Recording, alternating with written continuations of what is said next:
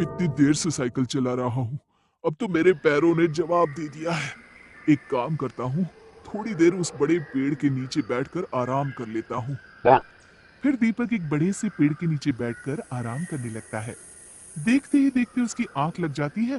तभी अचानक जोरदार आवाज से उसकी आंखें खुल जाती है और वो देखता है कि एक भयानक सी दिखने वाली चुड़ैल उसकी साइकिल लेकर भाग रही है।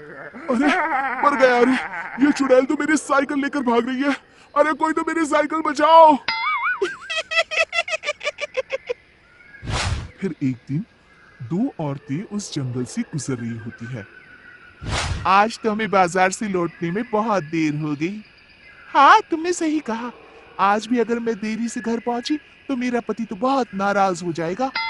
तभी उन दोनों औरतों के पीछे से चुड़ैल उड़ती हुई आती है और दोनों की चोटी एक साथ काट लेती है। ओह, मेरी चोटी! अरे मर गई रे! अरे तेरा नाश पीटे!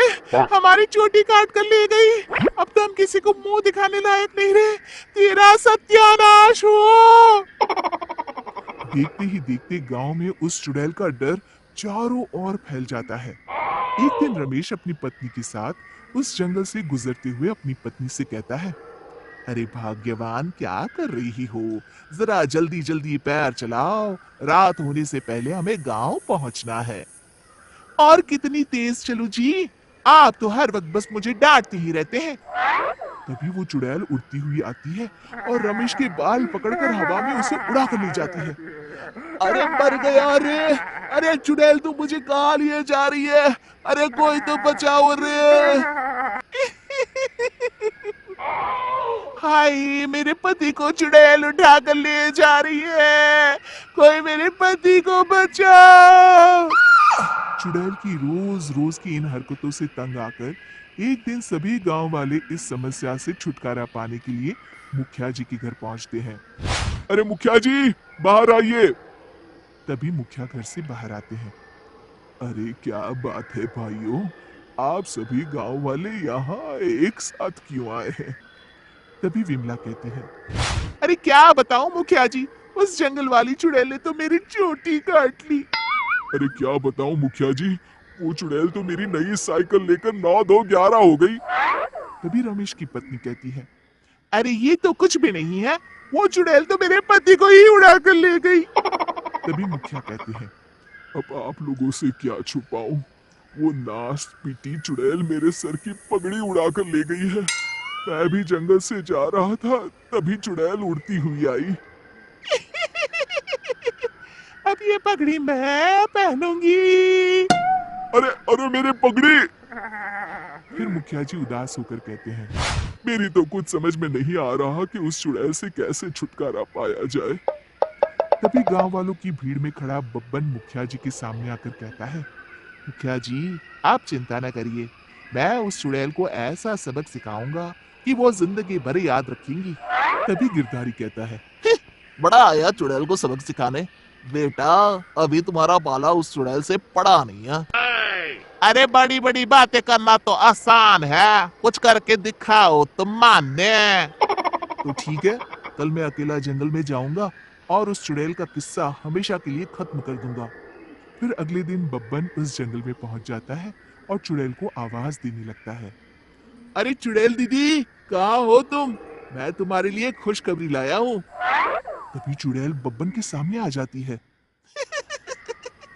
आज पहली बार कोई इंसान मुझे ढूंढता हुआ इस जंगल में आया है।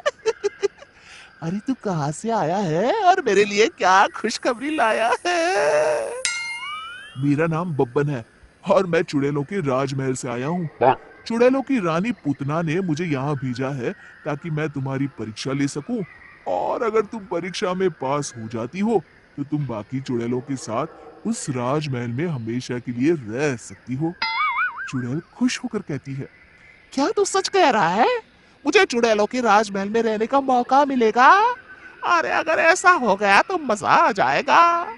वैसे भी मैं इस जंगल से तंग आ चुकी हूँ। हाँ हाँ, तुम्हें राजमहल में रहने का मौका मिलेगा। चलो पहले मेरे कुछ सवालों का जवाब दो। सबसे पहले ये बताओ कि तुम्हारे अंदर क्या क्या शक्तियां हैं और तुम उनसे क्या क्या कर सकती हो?